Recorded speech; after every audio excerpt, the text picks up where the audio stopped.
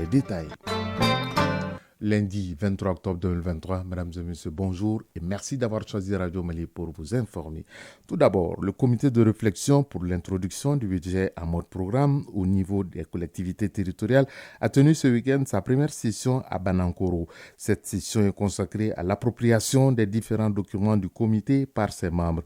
Elle a aussi permis aux participants d'analyser les documents, les amender et les valider. Nouhoum Sissoko nous fait le point.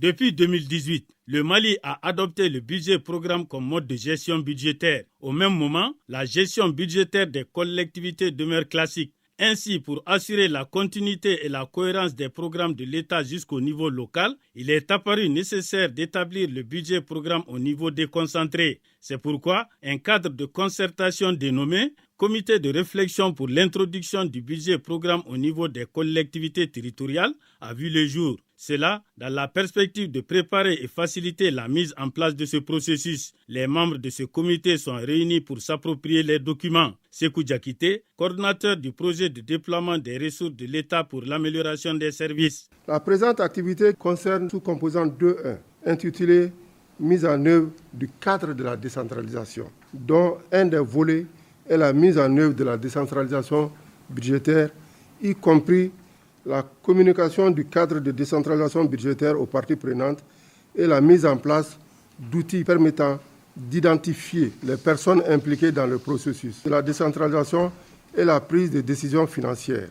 Les membres du comité de réflexion pour l'introduction du budget programme au niveau des collectivités territoriales vont procéder à l'examen de la décision de création du comité, du document 4, du document de la structure organisationnelle et fonctionnelle entre autres. Beidi Samake, représentant du président du comité de réflexion pour l'introduction du budget programme au niveau des collectivités territoriales. L'atteinte des objectifs fixés au comité passera nécessairement par la préparation des éléments de base pour la réalisation des études, des évaluations des audits et des missions de prospection. La proposition aux plus hautes autorités des orientations stratégiques sur les processus d'introduction du budget en mode programme au niveau des collectivités territoriales. Au terme des travaux, les documents soumis pour analyse et amendement seront validés par le comité. À Sikasso, en troisième région, le village de Ngolo-Kanadougou, dans la commune rurale de Fenkolo, a abrité ce week-end une journée porte ouverte sur les semences de la société de production de semences améliorées, la Soprosa, qui propose chaque année aux producteurs plusieurs milliers de tonnes de semences de céréales certifiées. Objectif, accroître la productivité pour un meilleur rendement des agriculteurs pour une autosuffisance alimentaire. De Sikasso, Moustapha Doumbia. C'est une journée porte ouverte sur les semences que propose la Soprosa, société de production des semences améliorées. La journée regroupe des producteurs venus des cercles de Sikasso et Kadjolo, des représentants des services techniques et des partenaires dont le projet ISSD Sahel, Ecotech Mali et l'Association sémencière du Mali. Dr Kokozie Traoré, directeur de la Soprosa. Cette journée, c'est d'inviter les producteurs et nos partenaires pour venir les montrer la qualité des semences maliennes surtout. On ne peut pas tout importer. Nous positionnons sur le maïs, le riz, le sorgho, le mil. Mais nous sommes aussi dans les semences maraîchères. Les 3 dernières années, nous sommes à jusqu'à 1000 tonnes de semences par an. Selon le directeur de la Soprosa, sa société collabore avec une trentaine de coopératives de producteurs de semences. Le directeur régional de l'agriculture de rappeler l'impact des intrants dans la production agricole. Al-Kassoum Barka, directeur régional de l'agriculture de Sikasso. L'objectif global de notre intervention est de lutter contre l'insécurité alimentaire au Mali et dans la sous-région. De nos jours, avec une démographie galopante, cela n'est possible qu'avec l'utilisation des semences améliorées, combinées aux bonnes pratiques agricoles qui peuvent contribuer à augmenter le rendement de près de 40%. Amadou Oumar Kida, premier adjoint au préfet du cercle de Sikasso. Il ne s'agit pas seulement d'implanter des semences, mais il s'agit de mettre sur le sol des semences adaptées qui répondent aux besoins des populations. C'est-à-dire des semences qui produisent autant, n'est-ce pas, et aussi qui participent vraiment à la bonne nutrition de nos populations. La qualité des semences de la Soprosa a été mentionnée par certains producteurs ayant déjà cultivé ces semences améliorées. Sikasso, Moustapha Doumbia et Suleiman Bamba pour l'ORTM. De Sikasso, nous prenons la direction de Ségou. Les policiers de la ville de Ségou, Nyono et Bla, sont à l'école pour une formation sur les drones de surveillance et les investigations numériques. Cette formation est initiée par la direction régionale de la police en collaboration avec Millennium Technologies et elle vise à renforcer les capacités opérationnelles des agents sur les technologies anti-criminalité. Kandesila. Ils sont une cinquantaine de policiers venus des commissariats de Ségou, Bla et Nyono à prendre part à cette formation sur les drones de surveillance et les investigations numériques. Une formation initiée par la direction régionale de la police de Ségou en partenariat avec l'entreprise Millennium Technologies. Contrôleur principal Abdoulaye Koulibaly, directeur régional de la police de Ségou. Permettra de combler les lacunes relatives en matière d'investigation numérique, à savoir la traçabilité des téléphones, ordinateurs et portables volés, la localisation des numéros de téléphone et adresses IP, la récupération des fichiers supprimés et utiles dans les enquêtes de police judiciaire, la localisation en temps réel des appels téléphoniques sur toute l'étendue du territoire national.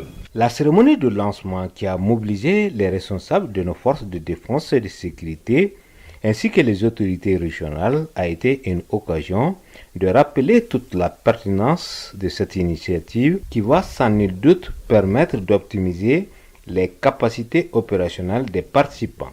Colonel Samba Abdoulaye Soussoko, conseiller du gouverneur. Les drones de surveillance sont devenus des outils incontournables dans le domaine de la sécurité. Leur capacité à voler à haute altitude et à réaliser des missions de longue durée en font des partenaires indispensables dans les opérations et analyses de renseignement et de surveillance. On note qu'à travers cette formation gratuite des policiers, l'entreprise Millennium Technologies, basée à Bamako, entend apporter sa contribution aux efforts de sécurisation du pays. Ségou Kandesila, Isaba pour l'ORTM. Aidons nos forces de défense et de sécurité à nous sécuriser en leur donnant toujours la bonne information pour lutter contre le grand banditisme. Au Sénégal, plusieurs candidats de l'opposition ont été interpellés ce week-end par la police lors de leur déplacement pour aller collecter des parrainages en vue de l'élection présidentielle de 2024. La raison de ces interpellations est simple. Pour la police, ils ont effectué des caravanes et ces caravanes n'étaient pas autorisées. En République démocratique du Congo, 6 civils sont morts ce week-end dans les combats entre les Mbolé et les Lenga, deux communautés de la province de Chichopo dans le nord-est du pays. Ces affrontements ont fait plus de 500 morts depuis février dernier. Les Mbolé accusent les Lenga d'avoir vendu leur terre à une entreprise chinoise pour 20 ans d'occupation. Et puis enfin en Espagne, près de 1500 migrants d'origine africaine sont arrivés sur les côtes des îles Canaries entre vendredi et hier dimanche dans différentes embarcations précaires. Cette annonce a été faite par les services de secours espagnols. 13h09. Je le disais dans les titres, il y a des hommes qui sont nés noirs, mais ils veulent devenir coûte que coûte blancs. De plus en plus, ces hommes se dépigmentent pour avoir, disent-ils, un bon teint et être attirants. Et pour se donner un nouveau visage, ils n'hésitent pas à mettre le prix qu'il faut, faisant fi des conséquences de la dépigmentation sur la santé. Les produits éclaircissants, selon les médecins, contribuent, tenez-vous bien, à développer les risques des cancers ou de maladies cardiovasculaires. La dépigmentation chez les hommes, c'est le sujet du grand format de ce lundi et il est signé Brahma Traoré.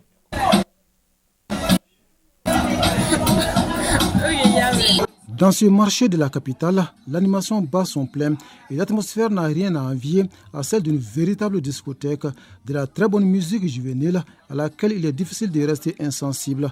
De façon machinale, certains esquissent quelques pas de danse sous le regard admiratif d'autres. Dans cette atmosphère surchauffée, un jeune homme d'une trentaine d'années attire notre attention par son teint, disons par son visage très clair. Ousmane Traoré, c'est son nom, se dépigmente. Vous voyez mon visage tellement il est clair. C'est vrai que le reste de mon corps est noir. je le couvre pour qu'on ne le voie pas. J'utilise essentiellement le savon Santex. De plus en plus, ils sont nombreux les hommes qui sont attirés par les produits éclaircissants. Principales raisons invoquées, c'est donner un visage plus reluisant et attirant. Alassane Traoré fait partie de ce cercle d'hommes à la recherche d'une peau claire. J'ai commencé à me dépigmenter à cause des boutons qui poussaient sur mon visage et d'autres maladies liées à la peau. Je le faisais aussi pour avoir une peau blanche. J'ai commencé il y a 3 à 4 mois. La dépigmentation chez les hommes est un phénomène qui commence à s'enraciner dans notre société. Pour Cheikh Oumar Koulibaly, c'est avant tout une question de bien-être. Lui utilise une gamme de produits. J'utilise divers produits dépigmentants. Tous rendent la peau blanche.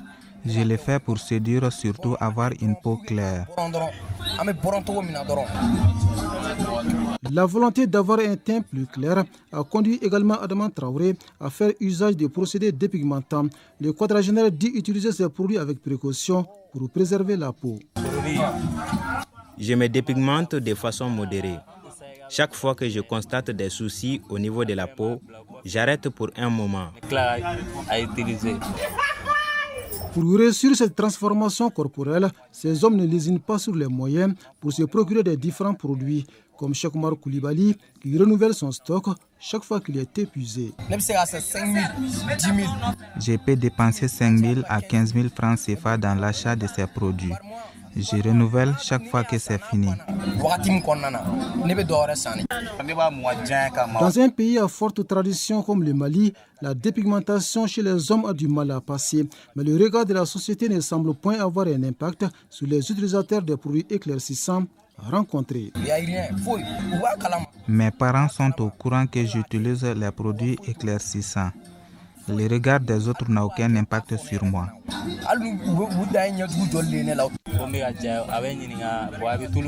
Quand ma mère constate que je suis en train de blanchir, elle me demande d'arrêter. Elle voit souvent les produits que j'utilise. Je suis conscient que ces produits ont un impact sur la peau. De belles peaux aujourd'hui aux conséquences incalculables demain. Ainsi peut-on décrire les effets néfastes de la dépigmentation, avec à la clé les risques de développer les cancers ou autres maladies cardiovasculaires. Dr Madou Sissoko est dermatologue. L'impact de la dépigmentation sur la santé est énorme. D'abord, nous avons un impact cutané que nous appelons des conséquences dermatologiques ou bien des complications dermatologiques. D'abord, nous avons les vergetures et ces vergetures sont irréversibles. Généralement, ça siège au niveau du cou. En dehors de la vergeture également, on peut avoir d'autres conséquences comme des couleurs de la peau polychrome, c'est-à-dire au lieu que la peau soit uniformisée, on va avoir une dyschromie, une zone où c'est un peu pigmenté, une zone où c'est un peu hypopigmenté. On a aussi d'autres types d'impact sur la santé comme l'hypertension artérielle, mais on peut avoir également même le diabète. On peut avoir aussi une insuffisance, même un cancer cutané, parce qu'on en a vu des cas. Faut-il alors faire le choix entre vouloir devenir coûte que coûte blanc entre guillemets ou préserver sa santé, comme nous enseigne bien un proverbe africain, un tronc d'arbre a beau séjourner dans l'eau, il ne deviendra jamais un crocodile.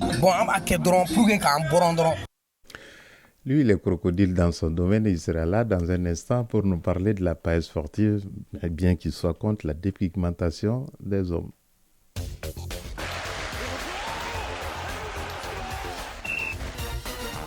Vous avez compris, il s'agissait de Fotigi Tunkara comme tous les lundis, celui que j'appelle affectueusement Ba Fotigi. Bienvenue. Merci Ousmane, bonjour à toi, bonjour à tous. Une fois n'est pas coutume, on démarre cette fois-ci par une discipline que vous adorez beaucoup. Il s'agit du taekwondo. Le Mali participe à l'Open international de Moscou, c'est en Russie. Oui, la délégation malienne est déjà dans la capitale russe depuis quelques jours. Partie de Bamako samedi pour Moscou, les athlètes du Mali en senior et junior prennent part du 22 au 28 octobre à l'Open international de Moscou en Russie. L'équipe malienne est composée de 6 athlètes dont 3 garçons et autant de filles. Il s'agit de Moussa Sangaré de moins de 54 kg, Fousseini Koulibaly de moins de 68 kg et Mariam Sangaré de moins de 53 kg en senior et en junior. Sekou Balo de moins de 58 kg, Kadjabari de moins de 44 kg et Fatmata Sampa Sampana des moins de 49 kg a précisé que Fatoumata Sampana et Kadjabari évolueront en Pomsé. Je signale également au passage que c'est le Malien, maître Alioune Badra Traoré, président de la Fédération malienne de taekwondo, qui conduit la délégation de l'Union africaine de taekwondo, AFTU, African Taekwondo Union, qui doit en principe signer un mémorandum avec la Fédération russe de taekwondo. On sait que ce n'est pas pour rien que vous adorez cette discipline, puisque c'est la seule discipline dans laquelle le Mali est double champion du monde avec Daba Modibo Keïta. C'est une première sur le continent. Absolument. La discipline d'ailleurs la plus titrée aux Maliens, parce que c'est presque la seule discipline qui a un titre de champion du monde, et en taekwondo, on en a des. Vous l'avez compris, je n'ai pas vendu la mèche. Faut qu'il était un adepte du taekwondo. On va passer au football. Pour parler de Ligue africaine de football, les matchs allés des quarts de finale se sont achevés hier. Oui, des matchs étaient au programme hier au compte de ces quarts de finale allés de cette première édition de la Ligue africaine de football. Ndema du Nigeria à domicile s'est incliné 1-0 devant le Wydad AC du Maroc. Le TP Mazembe de la RDC s'est imposé devant l'Espérance sportive de Tunis 1-0. But inscrit par notre compatriote Cheikh Fofana. Samedi, Mamelodi Sundowns d'Afrique du Sud en déplacement a gagné 2-0 contre le Petro Atlético de Luanda, battu sur ses propres installations. Vendredi, en ouverture, Simba Sport de Tanzanie et le National Al-Ahly d'Égypte ont fait match nul 2 buts partout. Un autre compatriote, Sadio Kanouté, entré en cours de jeu côté Simba, a également été buteur dans cette rencontre. Avec leur succès en déplacement sur terrain adverse, les Mamelodi Sundowns d'Afrique du Sud et le Wydad AC du Maroc sont en pole position pour les demi-finales, en attendant les quarts de finale retour qui prévoit mardi Al-Ahly Simba à 14h, Mamelodi Petro Luanda à 17h, puis mercredi Espérance TP Mazembe à 15h et Wydad Enyemba à 18h. D'une ligue à une autre, on va quitter le continent pour aller en Europe et parler de la 3e journée de la Ligue des Champions qui démarre demain. Oui, 8 rencontres sont donc au programme de cette 3e journée des groupes de la Champions League européenne. Demain mardi, Galatasaray accueillera le Bayern Munich à 16h45. L'Inter Milan recevra Red Bull Salzbourg à 16h45 également. Le Sporting Braga sera l'hôte du Real Madrid. Le FC Séville sera face à Arsenal. Le Benfica sera opposé à la Real Sociedad. Manchester United affrontera le FC Copenhague. Union Berlin jouera contre Naples. Lens offrira son hospitalité au PSV Eindhoven. Toutes ces rencontres se jouent à 19h temps universel. Suite et fin de cette 3e journée des groupes mercredi avec Barça Shakhtar à 16h45, Feyenoord Lazio à 16h45 également, PSG Milan, une rencontre d'ailleurs qui va certainement vous intéresser. Celtic Atlético, Newcastle Dortmund, Antwerp Porto, Young Boys, Manchester City et RB Leipzig, Étoile Rouge Belgrade. Ces rencontres se jouent également à 19h temps universel. On va croiser les doigts pour Milan à Paris. Oui, j'allais le dire, Fotiki Tungara, ce n'est pas pour le Paris Saint-Germain que je m'intéresse à cette rencontre, mais pour le Milan AC, qui est le 2e club le plus titré en Europe après le Real de Madrid avec cette Ligue des Champions. On termine par un mot de rugby qui se joue en France, notamment la Coupe du Monde. La compétition connaîtra son épilogue ce samedi. Et quelle finale nous propose cette Coupe du Monde?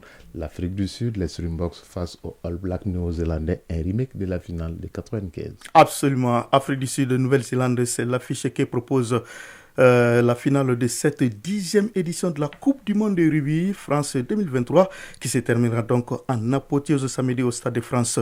Champion du monde en titre, les Sud-Africains visent le doublé et un 4e trophée historique, tout comme d'ailleurs le Néo-Zélandais qui compte également 3 titres. Cette finale de samedi sera la 6e confrontation de l'histoire, mais la 2e en finale de la Coupe du Monde de rugby entre les Springboks sud-africains et les All Blacks néo-zélandais. Ce sont donc les 2 équipes qui ont le plus dominé le classement World Rugby et leur rivalité est toujours considérée comme l'une des plus belles oppositions dans cette discipline. C'est ce qui fait d'ailleurs dire les spécialistes que ce sont donc incontestablement les 2 meilleures équipes du monde qui se retrouvent en finale cette année. Là-dessus, je vous propose d'écouter les points de vue du secrétaire général de la Fédération malienne de rugby, Mohamed Bonaventure Sangaré, que nous avons joint au téléphone.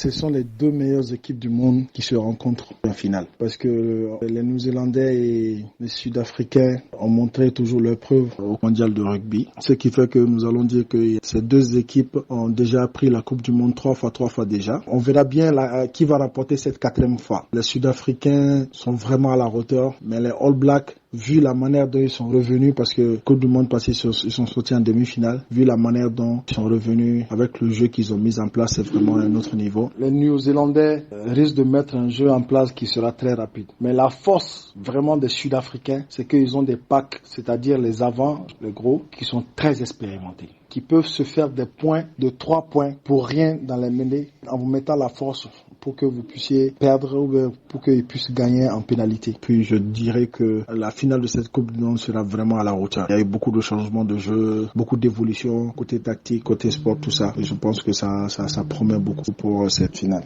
Voilà, Ousmane, avis d'un connaisseur. Il s'agit bien de Mohamed Bonaventure Sangaré, qui est le secrétaire général de la Fédération malienne de rugby.